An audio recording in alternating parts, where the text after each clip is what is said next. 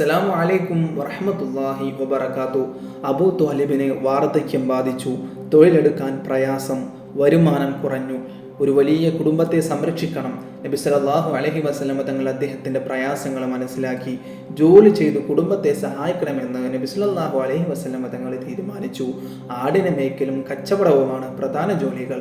സ്വന്തം കുടുംബത്തിലെ ആടുകളെ മേയ്ക്കാൻ നബി സല്ലല്ലാഹു അലൈഹി വസല്ലം തങ്ങൾ ചെറുപ്പകാലത്ത് പോകുമായിരുന്നു. വളർന്നപ്പോൾ മക്കക്കാരായ ചിലരുടെ ആടുകളെ മേയ്ക്കുവാൻ റസൂലുള്ളാഹി സ്വല്ലല്ലാഹു അലൈഹി വസല്ലം തങ്ങൾ പോയി. മറ്റുള്ളവരുമായി ചേർന്ന് ചില കച്ചവടങ്ങൾ നടത്തി. അബൂബക്കർ റളിയല്ലാഹു അൻഹുവിനോടൊപ്പമായിരുന്നു ചിലത്. കച്ചവട യാത്രകളും നടത്തി. മറ്റു പലരുമായി കൂറു കച്ചവടം നടത്തിയിട്ടുണ്ട്. കൂറു കൂട്ടാൻ ഏറ്റവും വലിയ അതിന് പറ്റിയ ആളാണ് കൂറു കച്ചവടം നടത്തിയ ചില പ്രവാചകരെ കുറിച്ച് പറഞ്ഞു. വിശ്വസ്തനാണെന്ന് പരക്കെ അറിയപ്പെട്ടു. ഖദീജ റളിയല്ലാഹു അൻഹയെ കുട്ടികൾ കേട്ടിട്ടുണ്ടോ? മക്കയിലെ ധനികനായ കച്ചവടക്കാരിയായിരുന്നു ഖദീജ റളിയല്ലാഹു അൻഹ. ഉന്നത തറവാട്ടിൽ ജനിച്ച വനിത. 2 തവണ വിവാഹിതരായിട്ടുണ്ട്. ഭർത്താക്കന്മാരിൽ നിന്ന് ധാരാളം സ്വത്ത് കിട്ടി. പാരമ്പര്യമായും കുറേ സമ്പത്തുണ്ട്. കച്ചവടത്തിൽ നിന്ന് നല്ല ലാഭവും കിട്ടി. ഏറെ സമ്പന്നയാണവർ. ഷാമിലേക്ക് വമ്പിച്ചൊരു ഖാഫില അയക്കാൻ തീരുമാനിച്ചിരിക്കുകയാണ് ഖദീജ റളിയല്ലാഹു അൻഹ. വിശ്വസ്തനായൊരു മാനേജരെ അന്വേഷിക്കുകയാണ് അവർ. ഒരു ദിവസം അബൂ ത്വാലിബ് സഹോദരപുത്രനോട് പറഞ്ഞു, മകനെ, ഖദീജ വ്യാപാരി യാത്ര നടത്താൻ ഒരാളെ അന്വേഷിക്കുന്നു. ഞാൻ നിന്റെ കാര്യം അവളോട് സംസാരിക്കട്ടെയോ?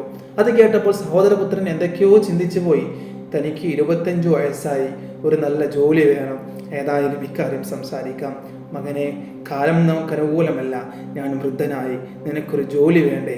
എനിക്കൊരു ജോലി വേണം. അങ്ങ് പോയി സംസാരിക്കൂ. അബൂ ത്വാലിബ് വീട്ടിൽ നിന്ന് ഇറങ്ങി. പഴയതുപോലെ സഞ്ചരിക്കാനൊന്നും പറ്റുന്നില്ല. ഖദീജയുടെ വീട്ടിലെത്തി. മക്കയുടെ നായകൻ തൻ്റെ വീട്ടിൽ വന്നിരിക്കുന്നു. ഖദീജയ്ക്ക് വലിയ സന്തോഷം. ഖദീജ, നിങ്ങൾ കച്ചവട യാത്ര നടത്താൻ വിശ്വസ്തനായ ഒരാളെ അന്വേഷിക്കുന്നതായി കേട്ടു.